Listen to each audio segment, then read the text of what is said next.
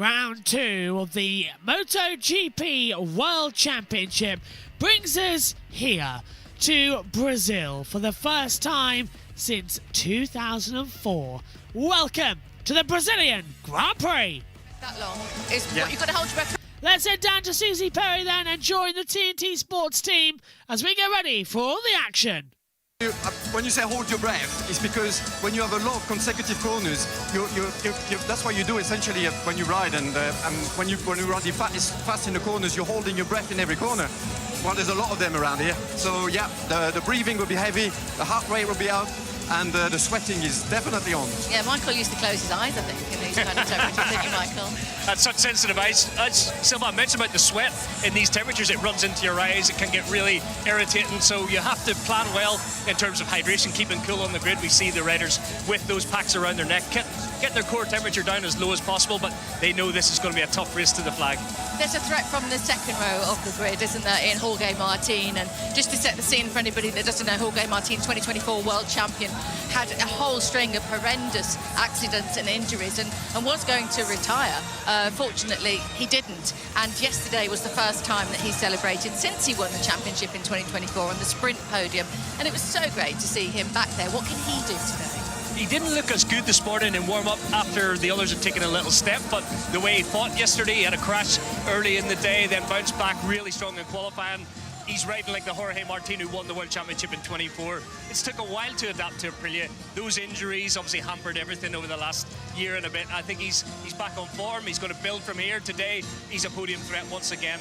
And he manages tire consumption well. He starts very good, so track position is going to be ultra critical. If he can get a good jump on lap 1, then he could control the race. So yeah, I think whoever leads into turn 1 will dictate how this race unfolds. And in terms of tyre consumption that we're talking about there, which obviously is going to be key today, Ayagura from the second row. Yeah, Ayagura looks always very good on race pace. Normally his weakest link are the starts and the first few laps when you have to activate those tyres. But on race pace, he always looks good. The thing is, you here, especially with the front tyre, you can't have to think that this is going to be a very long race. There's going to be a very high tyre wear, and the riders are going to have to be gentle. Like, there's one man that can do the job, is Ayagura, and he starts on the second row as well. He sort of like a little bit underperformed in Thailand, even though he got in the top 5. His pace was actually a little bit better, so I reckon he's got a good chance today. Yeah, Fabio Quartararo had a great day yesterday. I think he surprised himself, certainly surprised Yamaha. This is a new bike, completely new bike. It's a V4. They've gone from the inline. They're kind of 2 decades behind the research of everybody else, effectively. But what a job the Frenchman did yesterday. He qualified so well on the second row in 4th. And to finish 6th in the sprint, he gave himself some belief back, didn't he? Yeah, watching it, it was good to see the Yamaha could hold its own as of a comparison with the inline 4 down the straight. I said the Ducati should have blown past it yesterday with what we think is a very detuned V4 at the moment, but it was not bad. It's taken a step and it will take another step. They've got concessions, D, so they can improve the engine throughout the year. But it's good to see light at the end of the tunnel. For Fabio, he was so dismissive, not seeing any real positives to the switch to the V4, but I think that result yesterday might light a fire under him, get the Fabio of old back, and obviously he needs a little bit more horsepower yet, but the strengths are starting to come out of the V4, the stop and prowess, the ability to use that horsepower, that engine, that more strong crankshaft that can put more horsepower through it in the future. And we'll stay in the Yamaha stable. Everybody was talking about Top Rat Rosgagliardo coming from super bikes, and it's been a struggle, as we would expect. He's going from 12th. What can he do? He's with Nat. It's all right, you were top 3 earlier on in the weekend, and when you look at what Fabio was able to do yesterday, have you been able to use any information, any data as a reference for today? Yeah, yesterday for me is a very bad race because I'm not really good starting, and also I'm not understand the tire is no grip, also the rear and front, and I'm impossible to riding the bike yesterday because I feel like riding the bike with the wet tire. But we will see today, as I think today more not easy for everyone because more hot and track condition is tricky because after the Moto2 race the grip is less for everyone. I will try to manage again because it's strange feeling on the bike, but we will see. If I'm starting good, maybe I am follow the other riders. We will see. Enjoy. Thank you. Toprak there, and really, he's kind of lost his superpower in braking, hasn't he, at this current moment? Yeah, it's been a tough one for Toprak, but we kind of expected that. You know, the switch to MotoGP is completely different, and we know the talent is there. We know he's got that ability. It's just very hard to apply that talent with the Michelin tires and with the MotoGP spec back, the current ones anyway. So I think Toprak, for him, even though he's going to show, you know, glimpse of genius, which he did on Friday. He was P3 on Friday afternoon. Yeah. In a mixed condition, it's going to take a little bit of time for him to, you know, sort of blend get bedded in. And we'll take a little bit of time now just to listen to the national anthem, Gustavo Limo.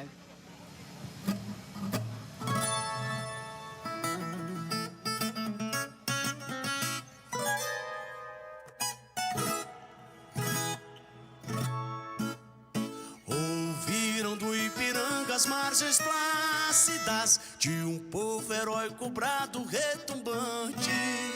E o sol da liberdade em raios fúlgidos brilhou no céu da pátria nesse instante. Se o penhor dessa igualdade conseguimos conquistar com braço forte, em teu seio, ó liberdade, desafia o nosso peito à própria morte. O pátria amada, idolatrada, salve, salve. Brasil, um sonho intenso, um raio vívido de amor e de esperança a terra desce. Se em teu formoso céu risonho e límpido a imagem do cruzeiro resplandece, gigante pela própria natureza, és bela, és forte, impávido colosso, e o teu futuro espelha essa grandeza. Terra dourada, entre outras mil, és tu, Brasil, ó pátria amada. Dos filhos deste sol és mãe, gentil, pátria amada, Brasil.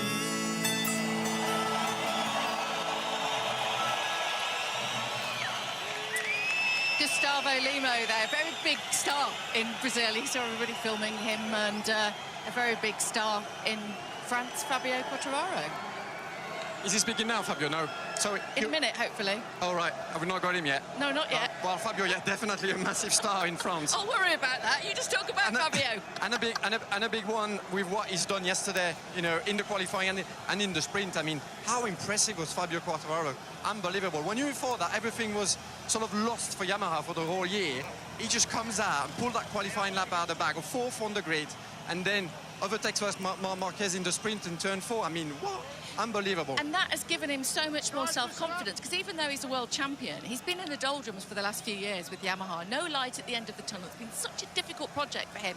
And he's now coming out and saying, I even believe in myself again. Because, you know, your head can drop even if you're at that level, can't it? 100%. And especially these super talents, you know, these riders that we call aliens, you know, they have a massive self-belief. They have, you know, this ability to trust their capabilities. And the problem is, if you've been riding for a few years on a sort of like a package that is not competitive, you sort of lose that. And you felt like he regained his confidence yesterday, and he actually said that. He said, yeah, I've made the pass, I'm still good.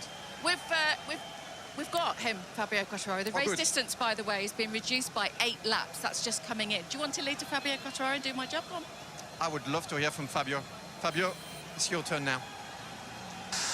Fabio, is a really impressive performance yesterday. I know it's more about information than positions. In that respect, how important can this race be for Yamaha?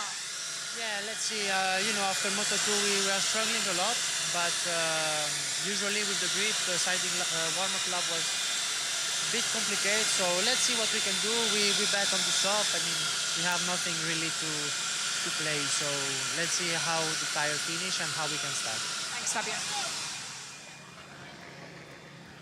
So, yeah, just to reiterate, 23 laps, and I've just been told from Erta, track degradation is being cited for that. So that's why it's been reduced. So safety in that situation. Just want to mention Alex Marquez, because Alex Marquez was pretty good in warm-up this morning. We didn't see him looking very comfortable at all weekend until today. What do you think?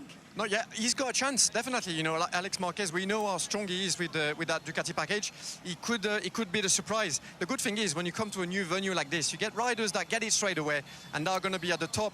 You know, like they're gonna find the keys to unlock the potential on the track much quicker than others. And Alex Marquez, he's always been a bit of a slow burner, you know, and he's coming faster and faster, and this morning at warm-up he made another massive gap. So yeah, and the Ducati obviously benefiting from 6 riders on track, lots of data. The bike is getting much better every session. It's interesting, isn't it? Been reduced to 23 laps, the live situation changing all the time, just for us to tell you. But imagine being a rider with your strategy.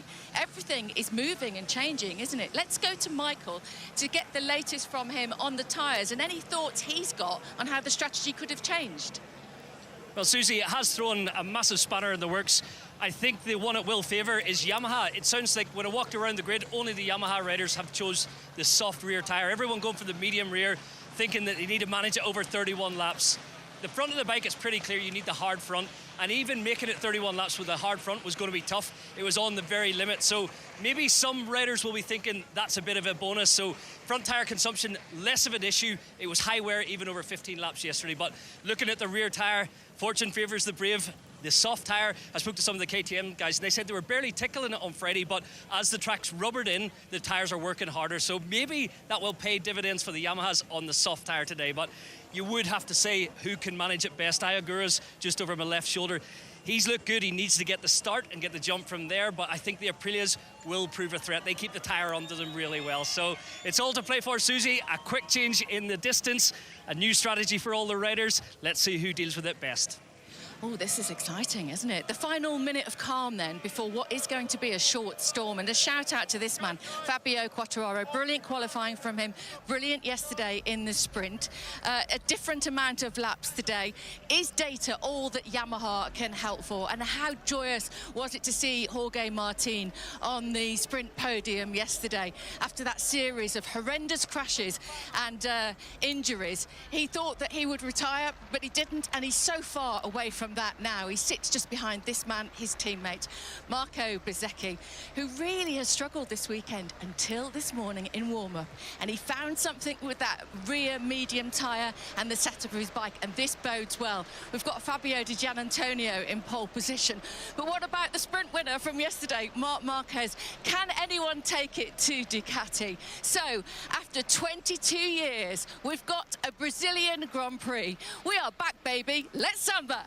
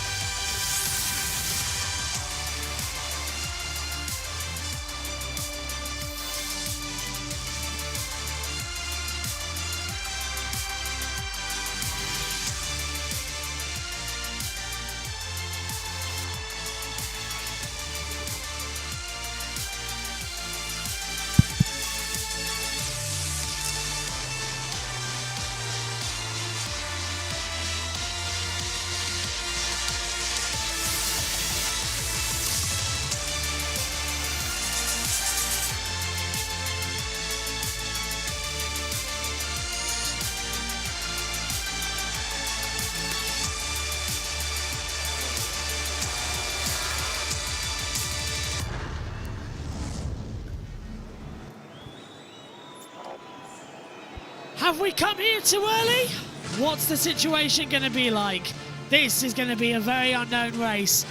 The track degradation is so high, we have lost 7 laps from the MotoGP race. It will now be just 23 laps in duration. We are getting set. Here's your grid then, Megan. Right, so row 1 is Di Gianantonio, followed by Bezzecchi and Marc Marquez. Row 2 is Quartararo, Martin and Ayagura. Row 3 is Alger, Alex Marquez and Acosta. Row 4 is Zarco, Bagnaia and Toprak. Row 5 is Mia, Moreira and Morbidelli. Row 6 is Ralph Fernandez, Rins and Miller. Row 7 is Marini, Vinales and Binder, and row 8 is Bastianini. I was just double checking. I can work it out in my head. I know it's Prix. I was just double checking that you knew and I knew, and when it was all go and all that lot. 7 laps. 7 laps lost. When was this decided? Literally about 6-7 minutes. That's not even a joke. Around about 5 minutes before we went on the formation lap, it was decided that we're going to have a little bit more out on the track. What's going on with my mic? I don't know. Hold on. Okay. Oh, there we go. Is it that? No, it's the mute button. It's having a bit of an issue. Oh, that's not good. So the reduction is due to the track degradation. How It's fun? not another sinkhole, is there? I don't think so. God, I hope not.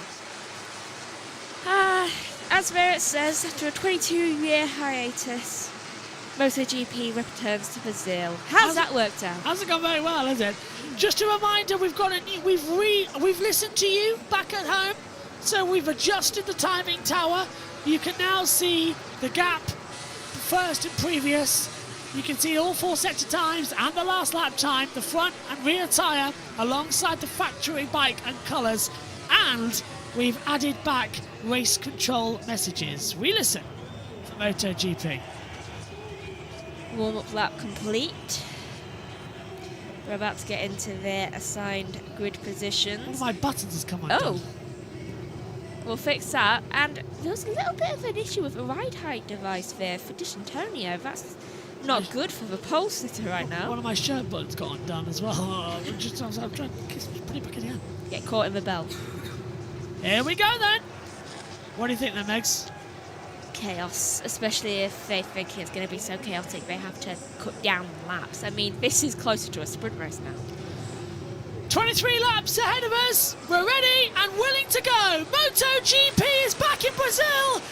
And pull the throttle back. We're racing in Brazil. What a start for Marco Bezzecchi. He'll shoot into the lead down to turn 1. That is a brilliant whole shot launch. Marc Marquez is battling with Jorge Martin. Both of them running a little deep through turn 1. Now, are we going to get through? It was tricky in MotoGP. Is it in Moto3 and Moto2? But it looks okay for MotoGP, the sprint race yesterday. But D'Antonio on the back of Bezzecchi. But Bezzecchi already is power, and guess what? More power on the push through as well. Awesome start, Megan, as they run up through the tricky turn 4. No one seems to have any contact with any of the other riders, so that is a positive of this. But that was a brilliant start for Bezzecchi, though a terrible start for Quartararo's down 6 places. Yeah, for Quartararo. It just seems... Bagnaia's down 3. Actually, also Toprak, he's not had a great start as well. Bagnaia also not really a good start to this. Basically, the only people who seem to have got a decent start are the top 6. No jump starts have come through on race controls messages, which is good news as they hurtle back down again. It's looking where the race starting positions were changing up as well. We'll get our hard tyre data back soon, but this is an awesome get-or-go launch for Marco Bezzecchi, who rocketed up from 2nd place, took the lead by a country mile, and now he's trying to save tyres. Few of them have now gone for the soft rear tyre as Juan Mir dives up the inside line of Ayagura. Oh, gone wide. Is that Digi? Yeah, yes, it is. Yeah, Digi's gone wide down at turn 1. Marc Marquez takes Yellow 2nd position. Got a yellow flag out there too. Is that Bastianini? I don't know who it is. It might be because of the wideness, but I think it's Miller. It's Jack Miller. Oh, and his 200th Grand Prix start. I am not shocked. Jack Miller crashes out of his 200th Grand Prix start in MotoGP. This is just before turn 4. This is turn 3. He looks like he's got off somewhere. He says rider okay. That is the entrance of turn 3. And he's missed down on some deltas, hasn't he? Martin's right on the back of Digi now as they come through. They're trying to find a bit more time. It's a new one. We haven't had someone go down in turn 3 yet. No, it hasn't. It was just a kick, wasn't it? So we're hopefully going to replay. But look at how much Acosta's going to battle through. He's moved up the inside line, down at turn the last corner on the circuit. Cassis Martin. And he's got through Martin, yeah. Brilliant move there. That was down into turn 14. Who? Acosta making the move into turn 14, getting ahead. Yeah.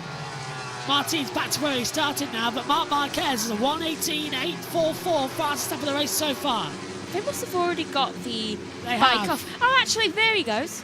So it takes it of turn 1 into 2 on the apex. It's just sort of dripped off.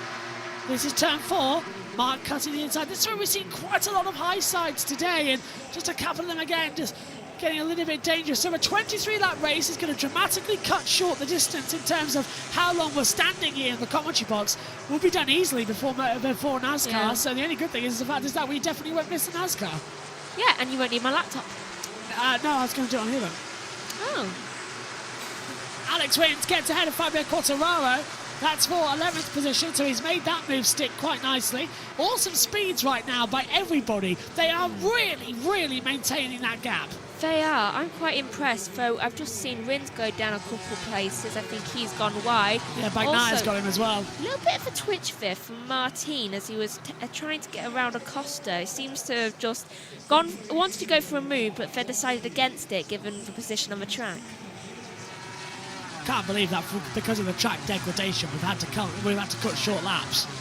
I know. What we've I'm not surprised.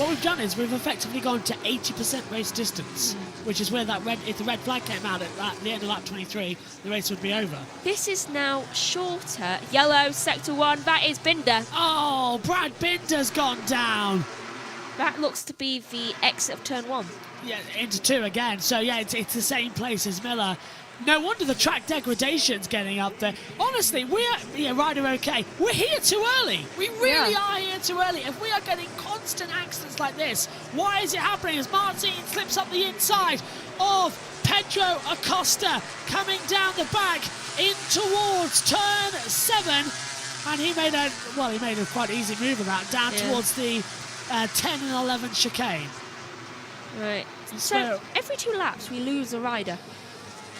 Maybe that's why there's only 23 laps. Yeah. And there's only so many riders. If it was 31, we'd be really in trouble. Everyone who finished would get a point. Bezzecchi still leading by 1.2 seconds after that awesome start right now. Oh, you can turn the heat off, by the way, sorry. I just realised I've had to turn it back on, so that would be... No, it's fine. No, I don't need it on. No, I'm just a bit congested at the minute. Oh, I don't need it on, it's fine. Grid position was quite good. Intervals was looking quite good as well, but yeah, Binder crashing out was the last one. Down to the breakers over turn 1 once more. You can see the helicopter just above. Bezzecchi has the advantage. Rider of the race, you can vote on the app. We're only a few laps in. I think they already have faith that this will be red flagged. Though I can see a lot of concern. What's going on here? Mean? The reason it's been cut short to 23 laps is clearly not even for a scientific reason. It's 2/3 distance. At the most, it can be cut without half points. So that's why they've done it. As I said, even before I was reading Simon's tweet, it's 80% of the race distance. If the red flag came out at end of lap 23, that's effectively what they're doing. They're stopping the race at 80% because the track just can't handle it. We've come here too early.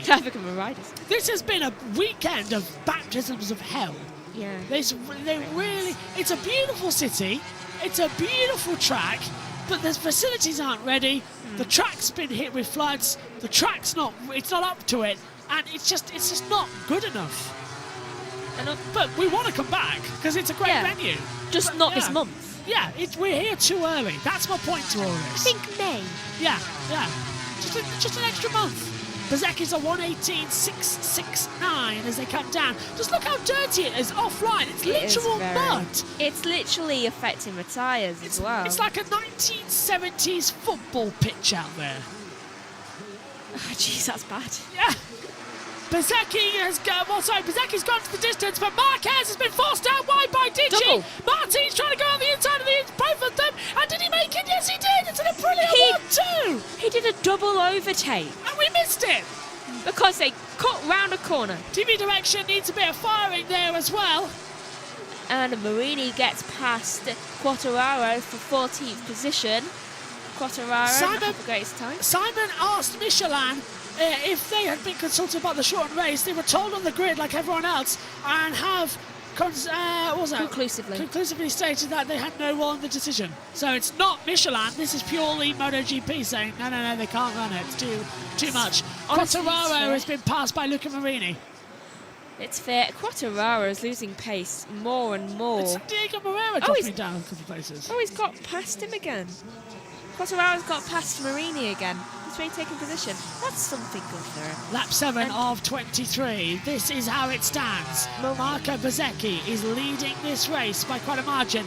Followed in by, Jorge Martin in second, his teammate. Then right behind is Digi. Then there's Marc Marquez, Acosta, Alex Marquez. Alex Marquez up 2 places. Who's the biggest winner at the moment? It has to be, surely, Juan Mir up 6 places. Yes, it is. It might be, yeah. Mir up 6 places is brilliant. Right, here's a replay, Megan. This is a replay, I think, of the overtake, so we actually get to see it. So Digi goes on the inside, Mark doesn't know he's there, forces them both wide, and Martin does a Barrichello. Thank you very much, I'm off, bye-bye. And he surprises them both. Brilliant. That's the old Martin as well. Martin revealing this weekend that when he was at his lowest, he ran Marc Marquez, and Mark actually gave him advice and actually helped him. Yeah. He said, well, no better man to go to. He said, I'll never forget that because he helped me when I was at my lowest. So, honestly, Marc Marquez, brilliant human being. Jorge Martin, brilliant human being as well. They've both gone up a lot in my estimation. Really bad luck when it comes to after winning the championships. Yeah, I think, however, that little phone call between Mark and Jorge after that little manoeuvre would be a little bit different because I can just sense Mark's like, how is this race getting away from me? I won the sprint yesterday. What's happening? Well, it's a track of unpredictability. Unpredictability. Yeah, it's just unpredictable. Yeah, it's that. Nuts. I think both of those things should be a word. I'm not sure which one is the actual word, though. Top back Rascalione's dropped down behind Franco Morbidelli, but Quartararo and Marini have been battling quite much, and they've been swapping over a couple of places as they come into it once more. Toprak's really dropped down. When I looked a minute ago, he was 15th. Yeah, so Toprak's dropped down out of the points now to 18th position. They are running Moreira's 16th. Yeah, he could be on course for a point, but then again, Moreira also dropped back early on. He dropped 2 places where he started. And remember, he got 10th yesterday and actually got decent points. So Moreira really is fine. And he's doing it now. He's got ahead of Quartararo. There we go. Well done. Local hero, of course. Diego Moreira, the Brazilian, on home soil, is doing what he's shown in Moto2 as well. Lap 8 of 23. It seems to be going slower than the Moto2 for some reason. 1 victory in Moto3 at Indonesia, I should say, 2003. Victories 4 in Moto2. It all came last year. Diego Moreira is a force to be reckoned with. We're watching. That's Jorge Martin. He's fighting off the back there of... I believe that is going to be Fabio Di Giannantonio. Trying to get my words out. Don't worry, I'm here for the words. Lap 9 of 23, and currently the order is Bezzecchi, Martin, Di Giannantonio, Marc Marquez, and then Acosta is just trailing behind. Little by little. He's 8 tenths down on... Oh! When did he get... But yeah. When did he get so close? When did he get ahead of Mark? I don't actually know. It was a block pass, wasn't it, a few laps ago, and somehow that's just ended up with, yep, okay, you're going to get ahead, you'll make that move. I'm surprised we haven't had anyone else go down, to be honest. Yeah, I am. I was expecting there to be a few more contact patches, but there haven't been. We've had Brad Binder go down, never saw a replay of how he went down, or Jack Miller, actually. In fact, we haven't seen a replay of how they've gone down, either of them. No, we just saw their aftermath of them walking away. That tells me that it's something to do with the track abrasion, doesn't it, as well? Dorna now censoring information. Well, it's not only the Dorna, is it? But there's censoring of information. They're censoring how they're going down because it might be because of how the track has been made. It certainly can't be because they don't want to show it because we don't know if the rider's okay or not, because we know, if anything, MotoGP absolutely love showing things like that. Yeah. The riders are both okay. They're fine. This is it's lap 10 of 23. Oh, that drone was a bit low, wasn't it? For a minute, I thought it was a bird. Drone flying in a bit low and closing in on the side of Marco Bezzecchi. He's on for 2 Grand Prix victories in a row. He's racing a drone now. I wonder if Martin can win. I really do. There's a possibility. Well, he's got the pace. Well, now we know that the tyres aren't an issue, because that would have just been a flag to flag, wouldn't it? And Altagur gets past Zarco for 9th. This indicates to me is that they can all just push hell for leather. There's no reason to save the tyres as much as you would think. I mean, they've got more time than they thought they would. So. Yeah, to push. Yeah. So if their tyres aren't going to be that bad, I mean, technically, some of them could have gone for softs. Actually, some of them have gone for softs. Yeah, Acosta chose a soft rear tyre. So did Alex Rins, Luca Marini, Quartararo, and Razgatlioglu and Vinales. They all chose soft compounds. Juan Mir, Pedro Acosta, the highest of those on the software, and here he is now. And he looks like he's doing okay. I can't see too much blistering on that tyre. Tyre looks fine. Yeah, nothing down there. Oh, yellow flag's out, sector 1. Who does that belong to? That's Bagnaia. Oh, it's Pecco Bagnaia! Pecco Bagnaia crashes out. His 3rd crash of the weekend. It's that sector. It's that exit of Turn 1 sector again. 1 to 2. Oh, and we have another one. Oh, we're going to get it. Oh, what, really? That's turn 4. That's Mia. Juan Mir's down. And that's just dropped on the front. Our first replay. Yeah, so Mia's crashed out at turn 4. Mia's out at 4. There's one. He's okay. Annoyed with himself, but fine. Again, you're just dropping it under brake. Let's have a look. This is going to be the same caliper, Megan. Drops it through at 4. That's on mid-corner. Ooh. How did that? He's just getting away from you. You can't explain it. I must admit. I wonder if they might have, I wonder if they'll stop this early. They might. I mean, we've just had 2 in a row. Two of them a span of 20 seconds. Yeah. That's 4 down. Green flags are out as the 73. There's that wonderful Brazilian flag livery Grassini nice. Of Alex Marquez. He makes the move now on Pedro Acosta for 4th place. Right, let's look at this then. That also means that Moreira goes into 13th. And yeah, decent points for him. If one more person goes down, Toprak's in the points. Oh, that would be good if Toprak could get points.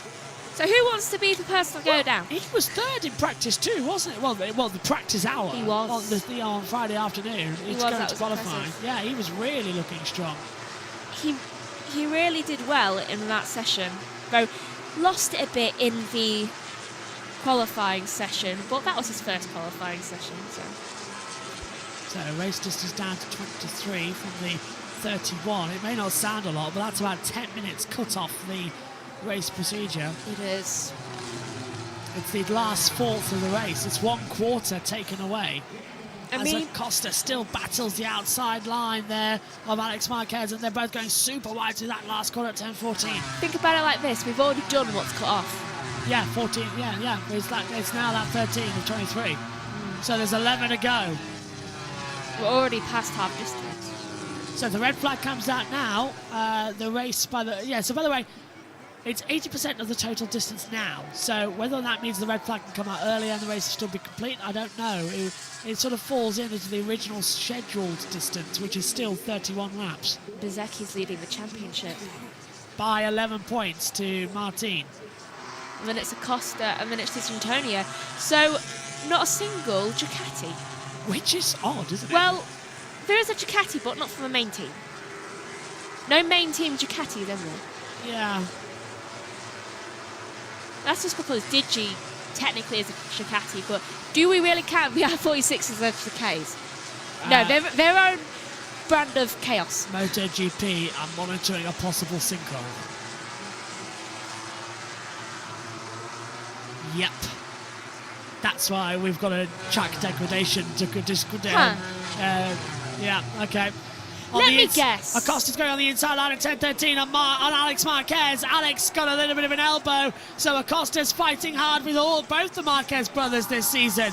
Acosta goes through, and Isaiah Gura going to get the traction? No, because look at the power that 2026 Ducati has in the hands of Alex Marquez, and pull easily ahead of Acosta, who's on those soft compound tyres. Down to turn 1, Acosta tries to get the inside back, can't do it. Alex moves back into 5th place. I wonder where that possible sinkhole is. Round about this part of the track, yeah. I wonder, could it be right there? Well, the track's a track degradation. too much. Yeah, it has degraded far too much, and it's the constant. Even the crashes continuously happening is not. Okay, I found where the possible sinkhole is. Well, we are going to be worried about this one, but we've got 10 to go. Let's just get through this race, and hopefully next year when we come, everything's patched up and we've got a great weekend. And surprisingly, please avoid the middle of the track at turn 5. It's like when Formula 1 went back to Turkey, didn't you remember? And the track, even the dry, they were slipping off, and then it rained on race day, and everyone was just sliding everywhere when Lewis won his 7th world title. That was a funny day. Yeah, it was a great one, wasn't it? And they moved the start time 2 hours early, didn't they? They did. Because there was a storm coming. And down the inside, here comes Iagua making the move on Pedro Acosta towards turn 1. Downhill on the brakes. Right-hander, turn 1, 2, and he's through. Right. Iagua to 6, Acosta down to 7th. Keep an eye on the track when it goes round these next few corners. You can see how it's rumbling away, can't you, some of the surface? After this. Oh, there's a bump there, isn't there? And then, please They're not show showing more. that angle. Yeah, so I can see the line sort of, yeah. Boom. Oh, there's a just great big spot in the centre of the circuit. Yep. Right across the racing line, down into turn 6. Yeah, that's why I said avoid turn 5 and 6. Yeah, good call, Megs. That's what they're monitoring out there. Well, turn 6 is also a problem. Oh. Do you remember it kept having problems yesterday? I do, yeah. There's Pecco Bagnaia. Count yourself lucky if you're already out of this Grand Prix, basically, because you won't have to deal with a possible sinkhole. Good luck to the rest of you. We keep going. It's a good Grand Prix, though, because Aprilia have sort of replaced Ducati at being the dominant ones at the front. They've used their concessions well. I mean, they've got 3 lines of Ducati behind them. But I always think of the R46 as kind of like separate because, I don't know, they just seem to have like a different energy towards them. They do, don't they? It's a different mentality. Same engine, but different styles. Well, it's a VR46 way, isn't it, as well? Yeah. It's the valet way that they've sort of put themselves all into. It is a different mentality out there.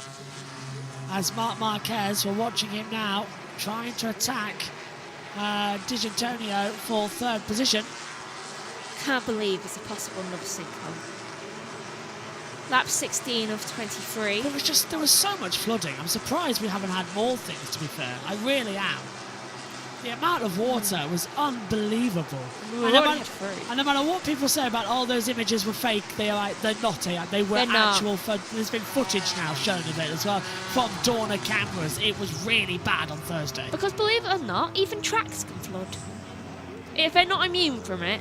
Drainage though is great. Now we know where the water went. It replaced the soil. In the track. It's our first ever surfing Grand Prix.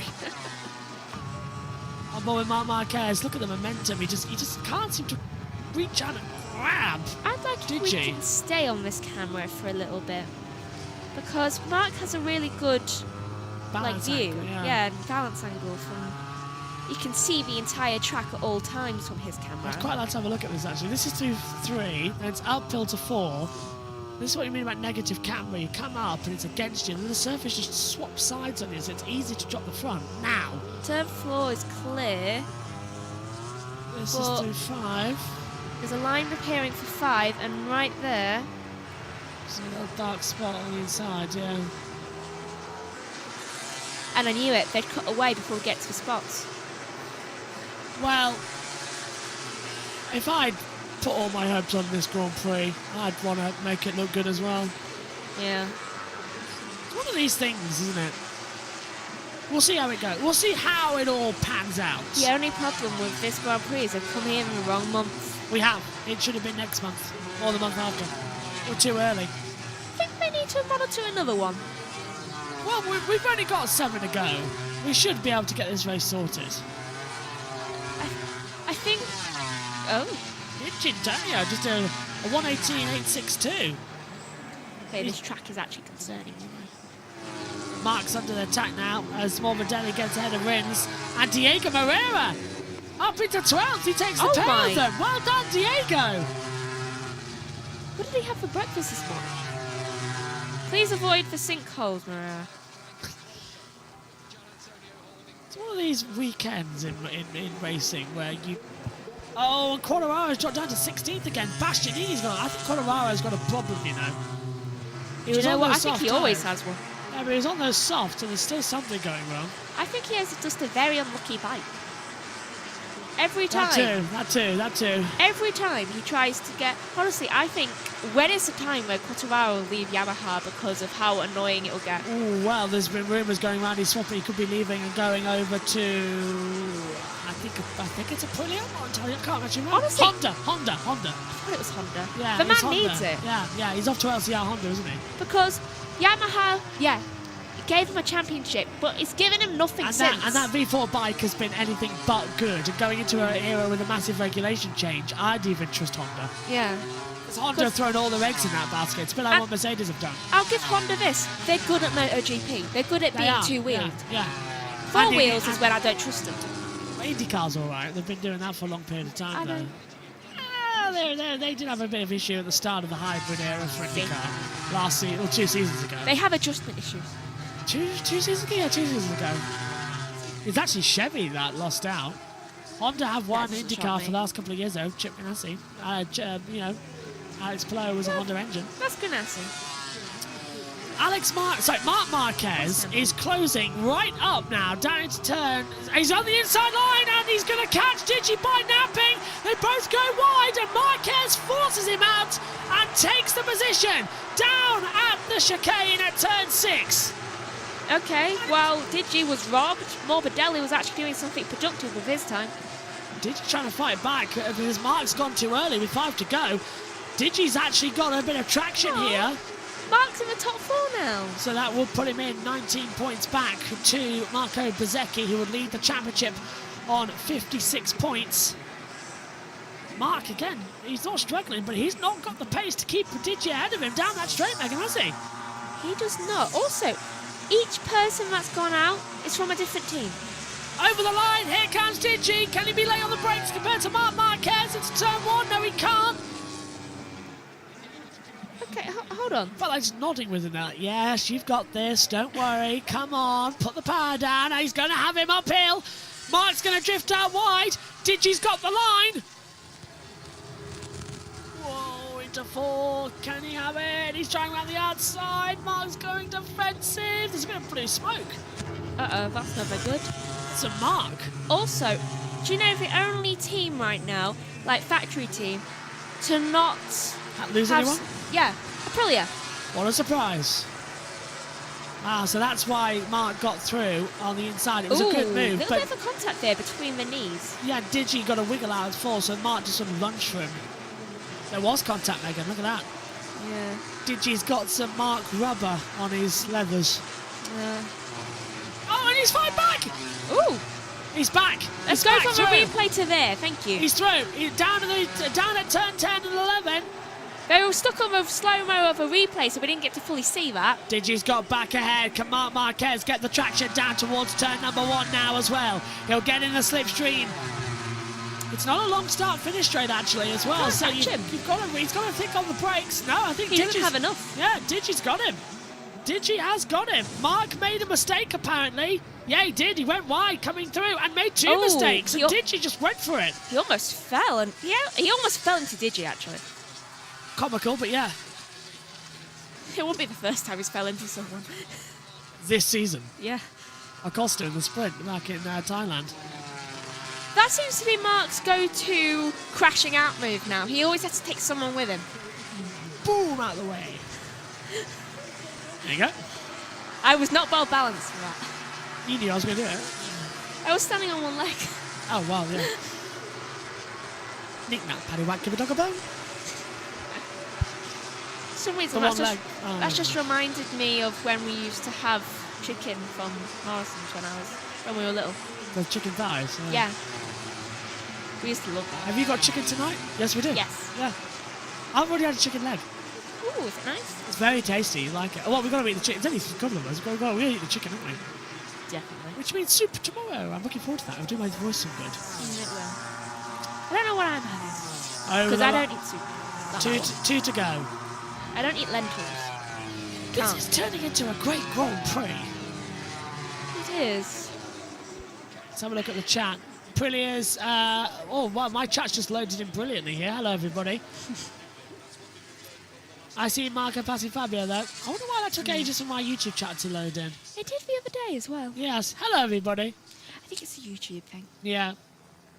Slight issues. 2 to go. Closing in. Reeling in the little fishes. Ooh. That mark is still there. That's coming out. That's through turn 6. Yeah. That's a crack. That's a crack. I just saw a crack in the... You just leave it at this point. We've 2 to go. Let's just finish the race. That wasn't there before. Finish the race. Everyone's safe. That wasn't there in Moto 2. No, it wasn't. See, this is why doing all 3 gives you the advantage of seeing what's what. I know where the sinkhole is. It's a bit bigger, though, than the other one. Marco Bezzecchi starts the last lap of the Brazilian Grand Prix.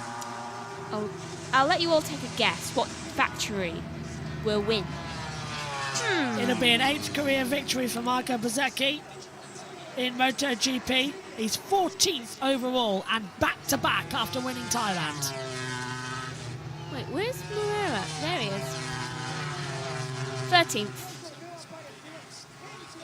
You can hear the Brazilian commentators. I was just saying, they're very loud. They really have enjoyed this one. I'm jealous of their mics. The Moto 2 race today is 4 minutes longer than the actual MotoGP race. I was going to mention MotoGP was the longest race. I'm glad you joined me for that. Ayagura's passed Mark. Sorry, yeah, that's what the wrong Mark is. Ayagura's passed Alex. Yeah, Either way, getting past the Marquez is a good day. I'm glad you joined me for that Moto 2 race now, because I don't think I would have lasted. No, you wouldn't have.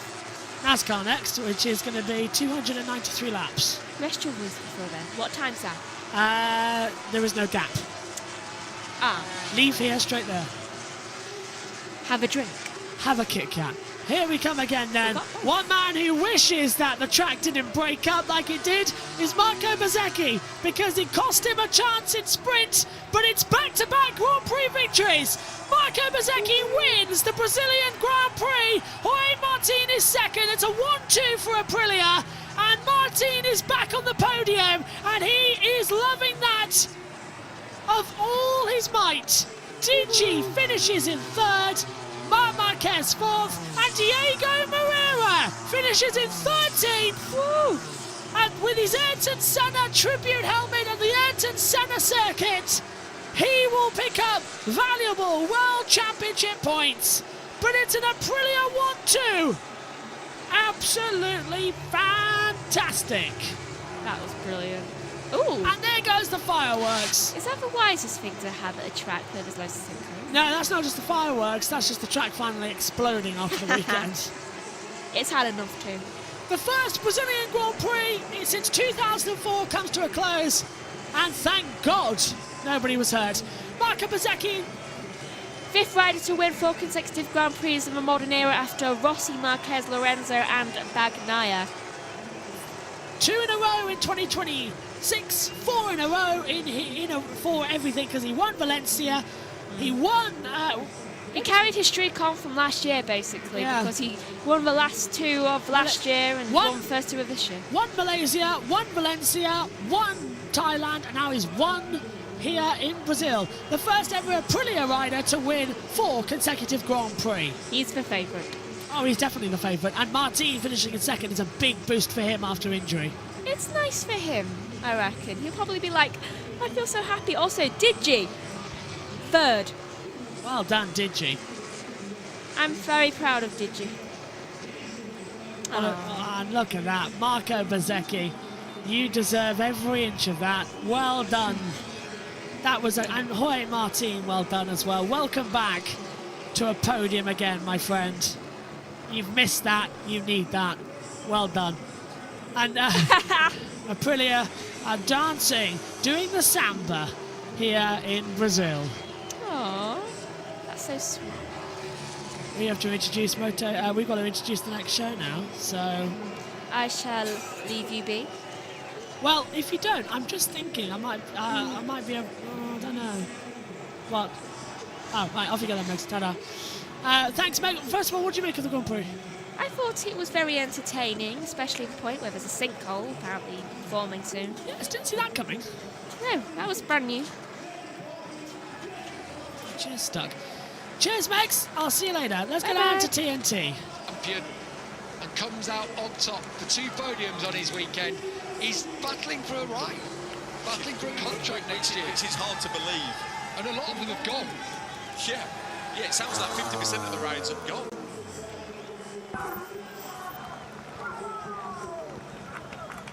Jorge Martin, first podium for him since the final Grand Prix of 2024 when he took the championship and celebrated as the Martinator. And the emotions were there for all to see yesterday.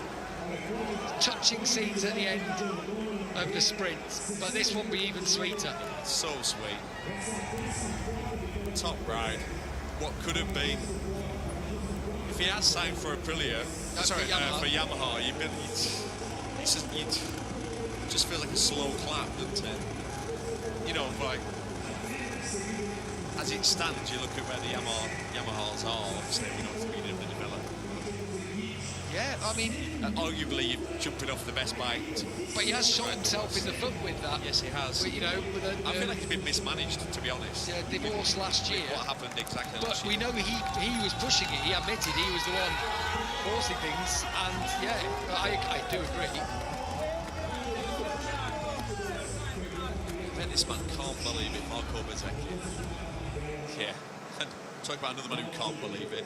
You look at where the other KTM riders are. Brad Binder crashed out, and then the next KTM was down in to near Bastianini, isn't it? Bastianini was 13 seconds behind Pedro Acosta, and then in dead last, 36 seconds off the win, Maverick Vinales. What's going on there, Gav?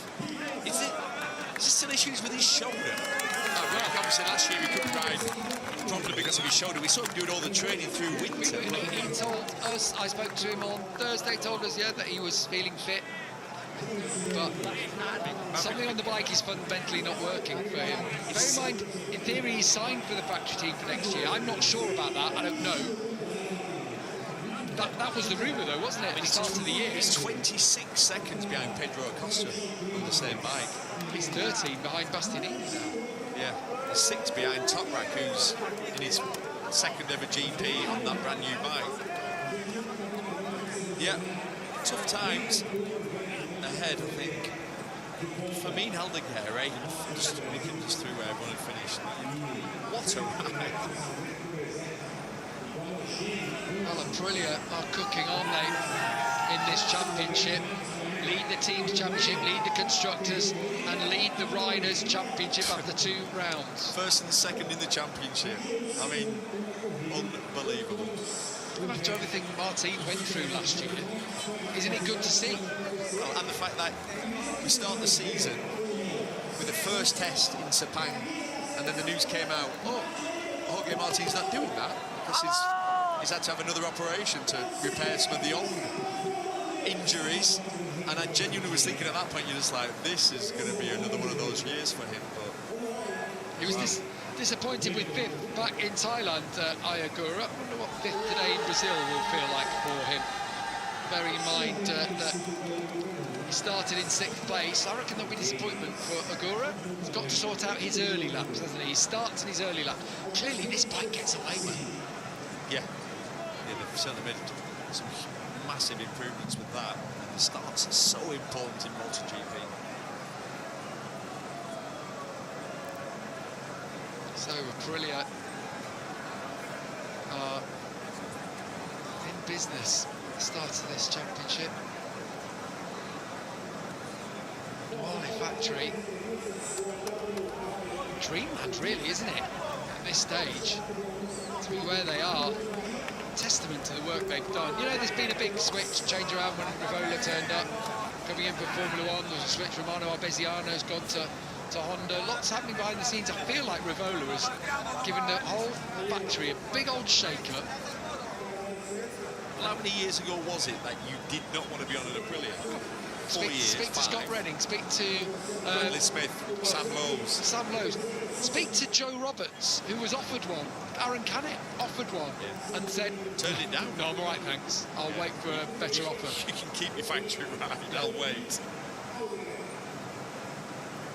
He must be exhausted, Aldeguer. But, you know, Ducati went through that at one.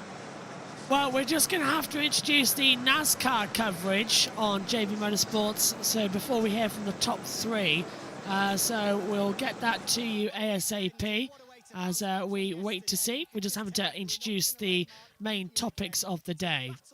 And beat him head to head. How satisfying is that? So we're just getting set. So give us 30 seconds because we're on 2 broadcasts on 1 today. So give me 30 seconds. Don't think about it, but once I started the race. Hello everybody and welcome to the NASCAR Cup Series and the Goodyear 400.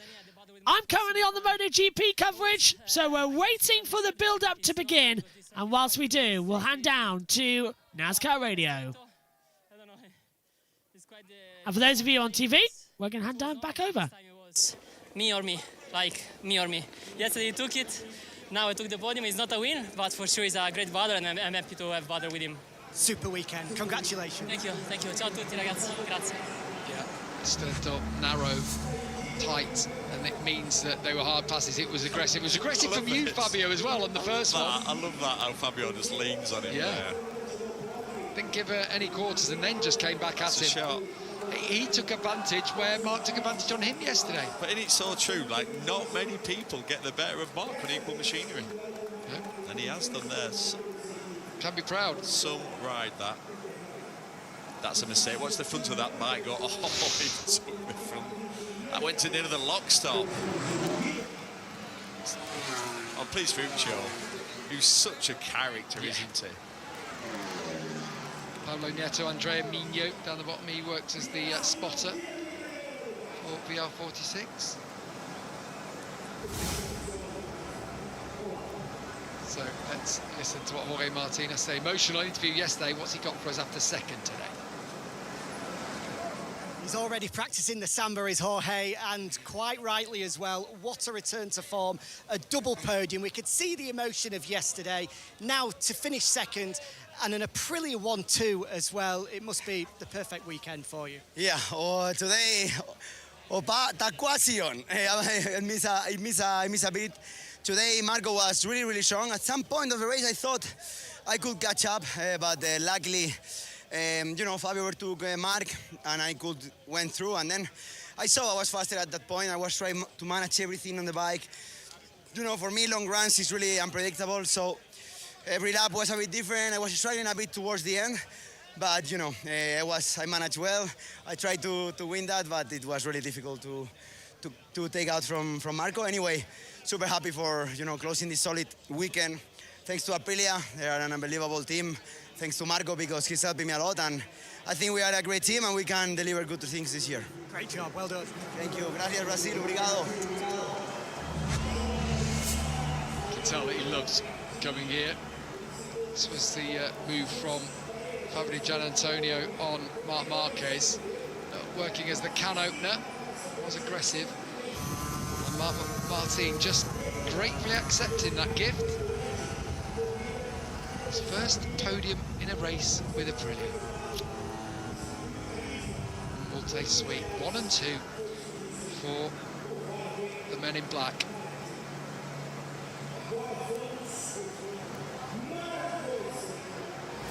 They formed a strike partnership, but it's Marco Bezzecchi with 4 on the spin who wins in Brazil.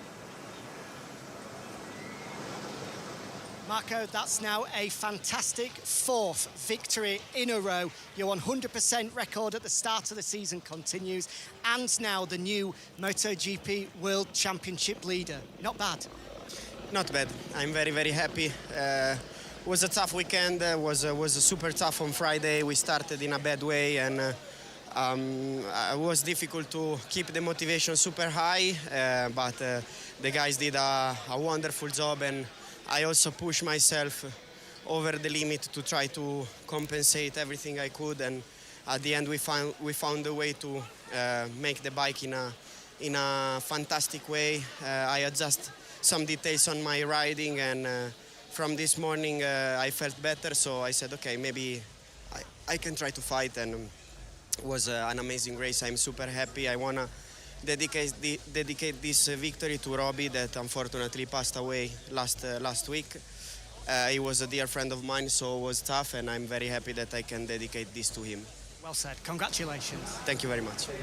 Even more emotional that he does it for Luna, rider of the race, Marco Bezzecchi. A reminder, this Thursday, TNT Sports will move from Discovery Plus to its new streaming home on HBO Max, as well as all the sport you love. You can also find the most talked about series like Friends and The Pit, plus the Oscar-winning hit movies Sinners and One Battle After Another, all under one roof. Scan the QR code on screen now for more information. We'll be back after the break with the Podium from here in Brazil with Marco Bezzecchi on Cloud 9. Yeah, with how it's all worked out, it's easier just to sort of make it together. And hello to dual streaming. My voice is currently again across both NASCAR and MotoGP, as both are on ad breaks. So let me just say, if you're listening to MotoGP, you won't care much about the NASCAR. If you're listening to NASCAR and you don't want the MotoGP spoiled, best mute me until the TV audio comes back. Just going to run through the MotoGP race results. So it's a massive spoiler, but we've got to fill airtime. Marco Bezzecchi, victorious from Jorge Martin second and Aprilia 1-2. Fabio Di Giannantonio in third. Marc Marquez fourth. Aigura fifth. Alex Marquez sixth. Pedro Costa seventh. Fermin Aldeguer eighth. Johan Zarco ninth. And Raul Fernandez in 10th. Luca Marini is 11th.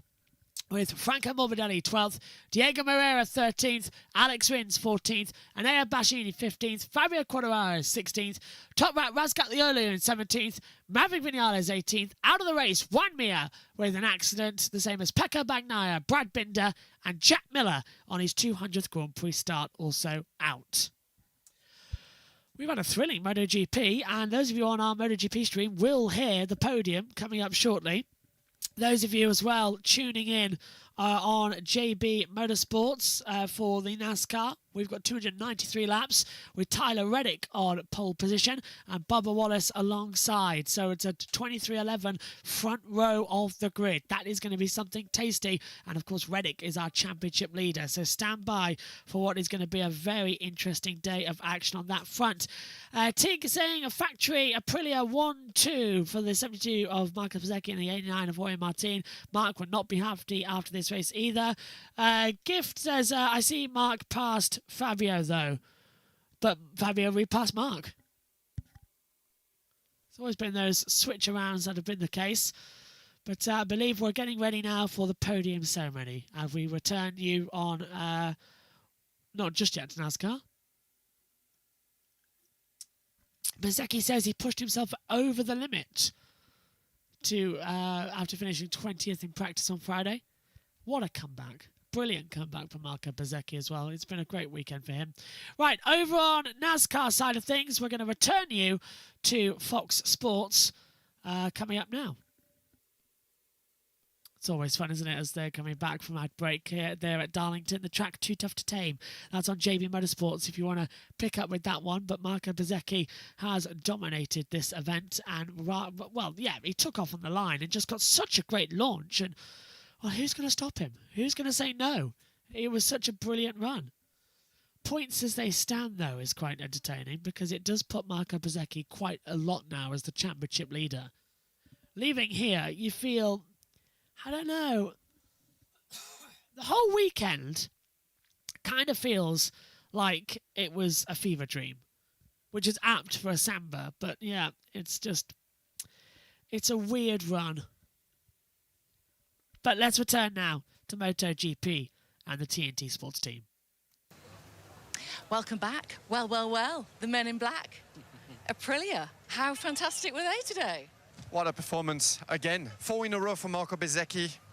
You know, we keep saying, is he a real contender for the championship? Well, yeah, I think there's no doubt now. You know, they've made so much progress, and Bsky as well this weekend coming from really far away. Yeah. On Friday, he was nowhere. He had no feel. He was far down the lap with the lap times, and he was just like, it seemed like there was no solutions. They came up with the goods. They helped him, gave him confidence. He pushed as well, and together they get the win. Once he gets that feel, Bez, it's like poetry in motion, isn't it? You don't even worry about him going faster and faster when you want him to kind of slow down a bit. He's got it, hasn't he? Yeah, he looks so on rails, in control, doing everything right in terms of his lines. He's pinpoint accurate. He stops the bike, turns it, accelerates so well. And I was talking to Steve Day about it during the race.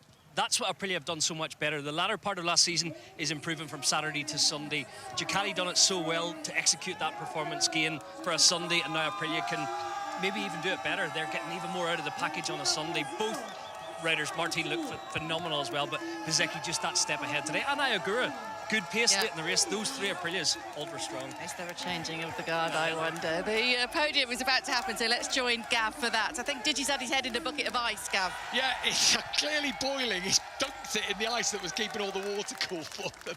They're obviously all shattered, as you can imagine, with the temperatures there soaring out on the racetrack. I think it's going to be hot in the Aprilia garage later as well, because they are going to be partying late on here in Brazil, as I'm sure that team will as well.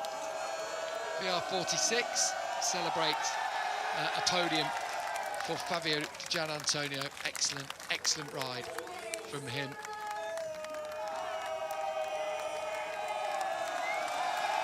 Jorge Martin steps up, first Grand Prix podium with Aprilia for the 2004 World Champion. And Marco Bsky now leading the championship from his teammate by 11 points.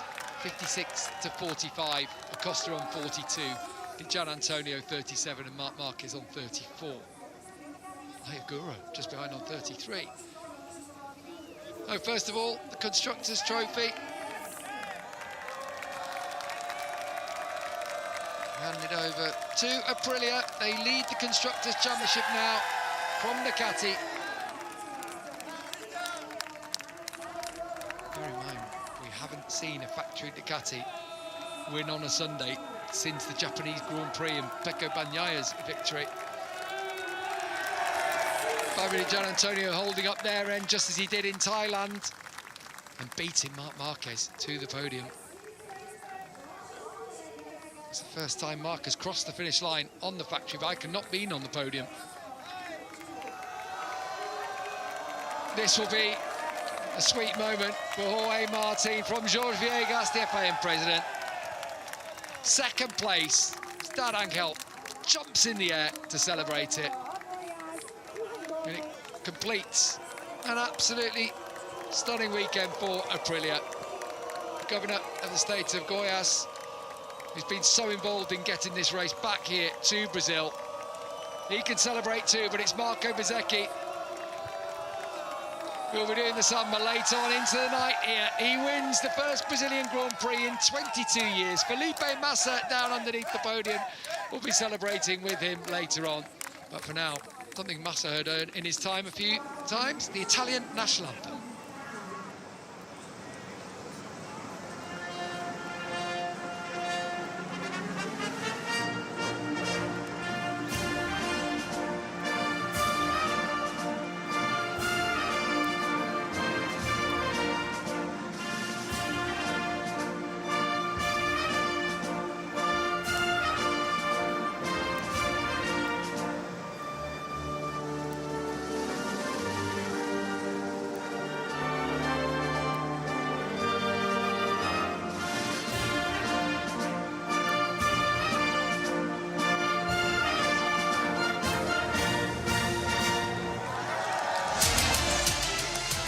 Fantastic action, fantastic time for champagne time.